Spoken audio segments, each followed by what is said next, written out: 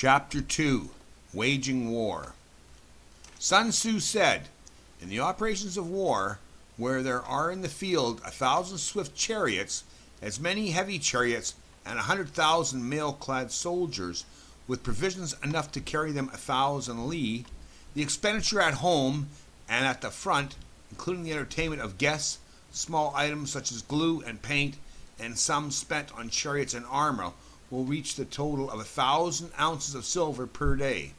Such is the cost of raising an army of 100,000 men." When you engage in actual fighting, if victory is long in coming, then men's weapons will grow dull and their ardor will be dampened. If you lay siege to a town, you will exhaust your strength. Again, if the campaign is protracted, the resources of the state will not be equal to the strain. Now, when your weapons are dulled, your ardor dampened, your strength exhausted, and your treasure spent, other chieftains will spring up to take advantage of your extremity. Then no man, however wise, will be able to avert the consequences that must ensue.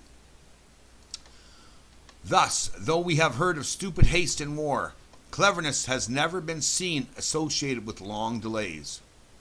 There is no instance of a country having benefited from prolonged warfare. It is only one who is thoroughly acquainted with the evils of war that can thoroughly understand the profitable way of carrying it on.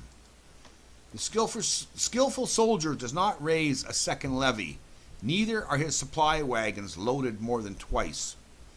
Bring war material with you from home, but forage on the enemy. Thus the army will have food for its needs. Poverty of the state exchequer causes an army to be maintained by contributions from a distance. Contributing to maintain an army at a distance causes the people to be impoverished. On the other hand, the proximity of an army causes prices to go up, and high prices cause the people's substance to be drained away. When their substance is drained away, the peasantry will be afflicted by heavy exactions.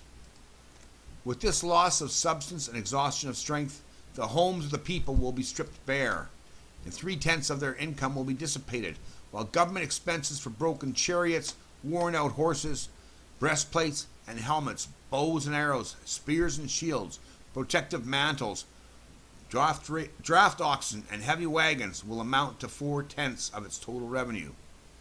Hence, a wise general makes a point of foraging on the enemy. 1 cartload of the enemy's provisions is equivalent to 20 of one's own, and likewise a single pickle of his provender is equivalent to 20 from one's own store.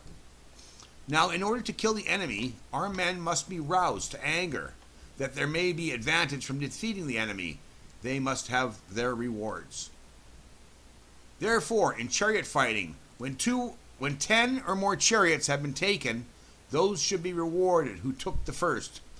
Our own flags should be substituted for those of the enemy, and the chariots mingled and used in conjunction with ours. The captured soldiers should be kindly treated and kept. This is called using the conquered foe to augment one's own strength. In war, then, let your great object be victory, not lengthy campaigns. Thus, it may be known that the leader of armies is the arbiter of the people's fate, the man on whom it depends whether the action shall be in peace or in peril.